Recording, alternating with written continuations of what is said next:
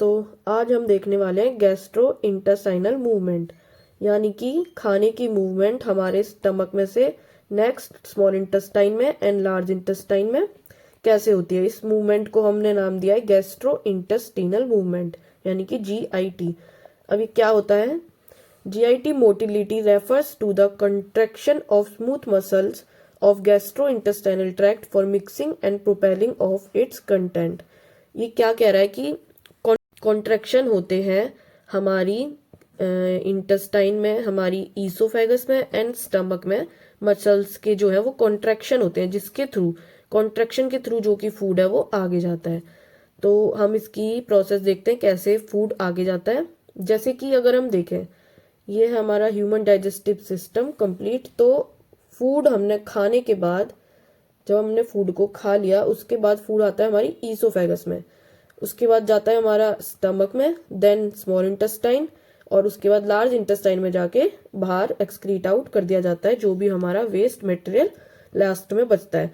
अब इस फूड को बक्कल कैविटी में खाने के बाद कुछ ना कुछ तो मूवमेंट के लिए, अपनी मूवमेंट करने के लिए कुछ सहारा चाहिए। अपने आप तो ये नीचे नहीं जाता। तो वो कैसे होता है? वो होता है जैसे कि ये है हमारी ईसोफेगस का लार्ज व्यू। तो जैसे ही हमने मुंह से खाना खाया, क्या होता है, जो ईसोफेगस की वॉल होती है, यानी कि ये जो वॉल है, ये क्या करती है? कॉन्ट्रैक्ट और रिलैक्स करती है। जैसे कि इसने पहले कॉन्ट्रैक्ट किया तो ये ऐसे करके सिकुड़ गई थोड़ी सी, ठीक है, यानी कि पतली हो गई कॉन्ट्रैक्ट करने के बाद। तो जो फूड यहाँ था, ठीक है, ये यहाँ था जो फूड, वो क्या हुआ? कॉन्ट्रैक्ट करने के बाद इस पर प्रेशर लगा, वो आगे खिसक गया, थोड़ा सा आगे आ गया, ठीक है। फिर आगे आके क्या होता है कि ये फूड यहाँ आ गया। अब उसके बाद ये मसल्स हैं जो बैक वाली, जो पहले कॉन्ट्रैक्ट करी थी, वो क्या करेंगी? वो रिलैक्स हो जाएंगी दोबारा से, ठीक है। फिर नेक्स्ट मूवमेंट होगी दोबारा, इसके आगे वाली सेल्स जो है वॉल की, वो कॉन्ट्रैक्ट करेंगी, जिससे फूड और आगे चला जाएगा, ठीक है। ऐसे ही करते करते जो फूड है वो ईसोफेगस में ट्रेवल करने के बाद हमारा पहुंच जाता है कहाँ? हमारा पहुंच जाता है हमारे स्टमक के अंदर। जैसा कि इस डायग्राम में है कि मसल्स जो है रिलैक्स हो गई, फिर क्या हुआ? फिर कॉन्ट्रैक्ट हो गई। Contracting passageway and pushing down bolus, जो हमारा खाने का, जो हम चबा चबा के खाना खाते हैं हमारे माउथ में, वो एक बोलस टाइप में कन्वर्ट हो जाता है, यानी कि एक तरह से एक गोला लाइक स्ट्रक्चर। तो उसी को हम बोलते हैं बोलस। तो कॉन्ट्रैक्शन और रिलैक्शन के थ्रू जो फूड है वो आगे जाता जा रहा है, बोलस ऑफ फूड। तो धीरे धीरे वो कहाँ पहुंच गया? हमारा स्टमक के अंदर, ठीक है। और स्टमक में आने के बाद क्या हुआ? गैस्ट्रो ईसोफेगल स्फिंक्टर क्लोज हो गया, यानी कि जो यहाँ स्फिंक्टर लगे होते हैं ईसोफेगस में, वो क्लोज हो गए, ताकि इसका डाइजेशन होके स्टमक में, फिर ये आगे स्मॉल इंटेस्टाइन में जाता है। अगेन किसके थ्रू?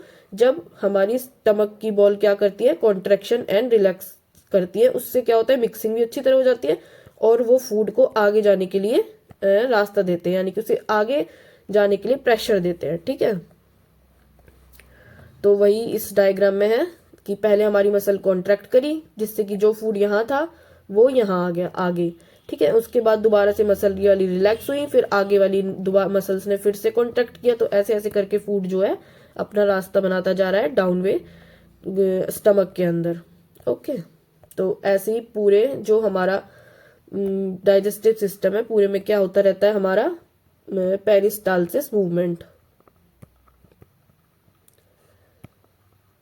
तो जो ये मूवमेंट है कॉन्ट्रैक्शन एंड रिलैक्सेशन की, इसी को हम क्या कहते हैं? Peristalsis movement.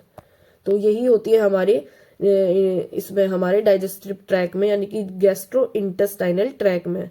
तो जो ये फूड है उसी के थ्रू हमारा आगे जाता है, और लास्ट में जाके वेस्ट मटेरियल को एक्सक्रीट आउट कर दिया जाता है।